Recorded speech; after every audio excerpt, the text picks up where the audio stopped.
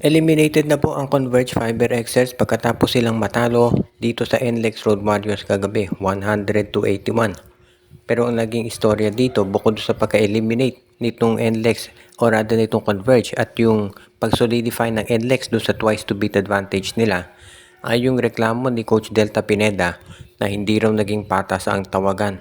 Ayon dito kay Coach Delta Pineda, ang naging problema doon ay sobrang daming fouls ang tinawag sa kanila at halos walang free throw na binigay.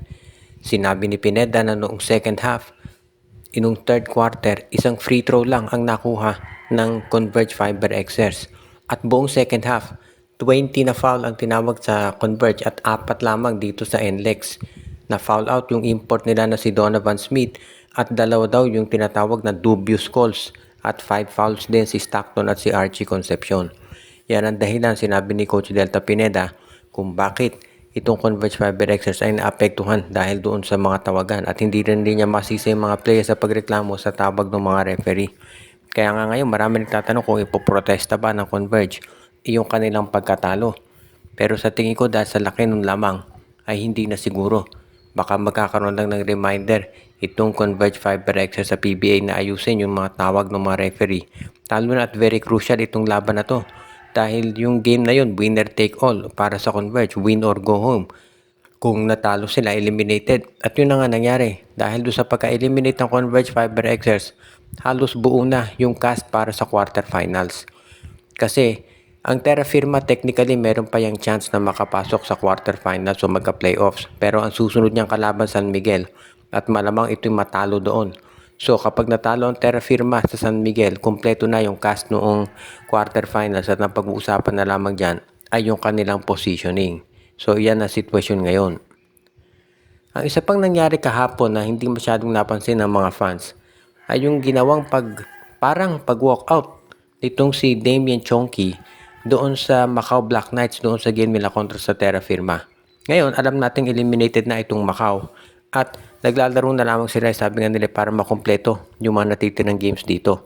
Maraming nakapansin na noong fourth quarter, bigla na lamang umalis itong si Chonky doon sa game.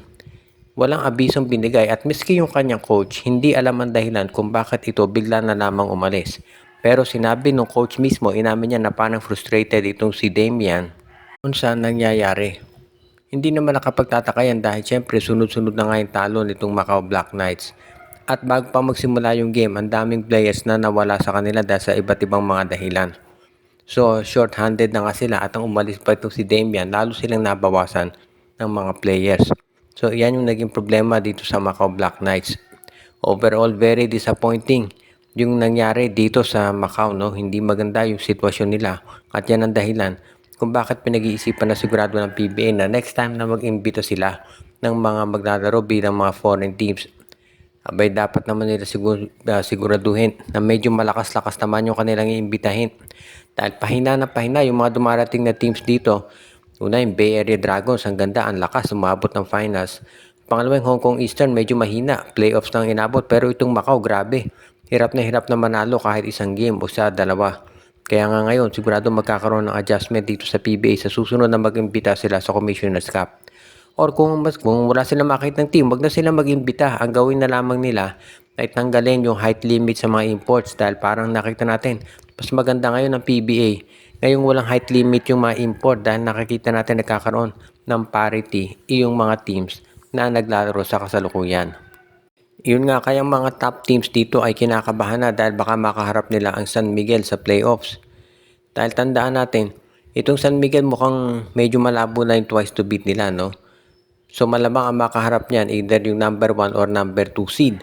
So marami nga nagsasabi ngayon, baka pumosisyon yung number 1 o number 2 para maiwasan itong San Miguel. Dahil siyempre mahirap na kalaban yan. Lalo na at alam natin na yung mga talo ng San Miguel early this conference nang galing nung ang import pa nila si Marcus Lee at si Justin Patton. Ngayon nagpalit na, nandiyan na si Benny Boatwright. At siyempre, so kahit sinong team ayaw nilang makaharap itong San Miguel Beermen. Kaya pagdating sa playoffs, kahit may twice to beat na disadvantage yan. At yan ang dahilan kung ba't maraming naniniwala na baka yung ibang mga teams na nasa itaas ngayon ay pumosisyon para hindi nila malabanan o maiwasan itong San Miguel. Dahil mahirap makaharap talaga yan pagdating sa playoffs. Kaya nga ngayon mukhang ito yung pinag-aaralang mabuti ng mga team syempre. Dahil ngayon halos guaranteed na kung sino maglalaro dito sa playoffs at pinipili na lamang yung posisyon nila. Sa San Miguel hindi pa guaranteed kung number 5, 6, 7 or 8 sila. Pero sa ngayon, mukhang yung pag-abot nila doon sa top 4 medyo mahirap. Pero ang importante para kay Coach Leo Austria, at least makapasok sila sa playoffs. Ang unang-unang kailangan gawin ng San Miguel Beans, siguraduhin na manalo sila kontra sa Terra Firma at sa Phoenix. Pag nagawa nila yan, ayun, pasok na sila dito sa quarterfinals. Ang pag-uusapan na lamang ay kung sino yung mga position, yung posible nilang makalaban pagdating ng playoffs. Yan na lang ang aasikasuhin ng San Miguel Beermen. Kapag yan naayos ng SMB, makikita na natin doon kung ano talaga yung kanilang mailalaro. Lalo na, at alam natin, very crucial itong magiging sitwasyon na to para dito sa San Miguel. Lalo na at kung gusto pa nila na manalo ng kampyonato. Very crucial itong magiging tapatan ng San Miguel ng Barangay Ginebra at ng Rain or Shine Las Tupaintes mamaya. Para sa Rain or Shine, kinakailangan nilang manalo dito para masiguro na sila makakaakuha nung twice to beat. Dahil nga doon sa huli nilang talo, syempre hindi maganda yun. So ngayon, kinakailangan nilang bumawi. Para naman sa Barangay Ginebra, crucial din ang laban na to dahil kapag natalo Barangay Ginebra dito, medyo magiging delikado. Baka malaglag sila doon sa twice to beat.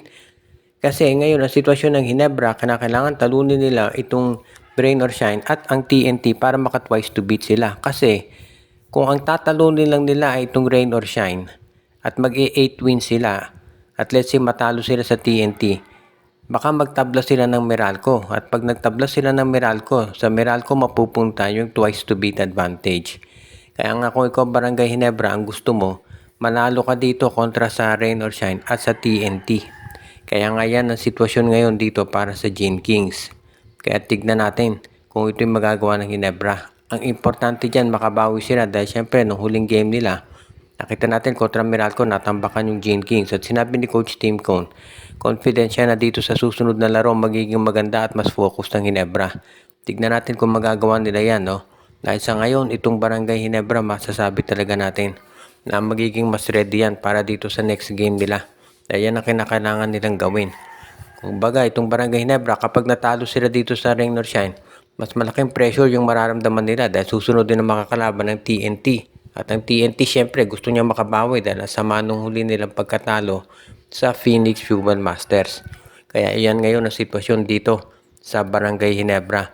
At pati na rin sa Rain or Shine dahil Rain or Shine syempre gusto niyan na mabawi yung leadership sa standings dahil dati sila laging number 1 dyan pero ngayon ito na po nakuha ng NLEX.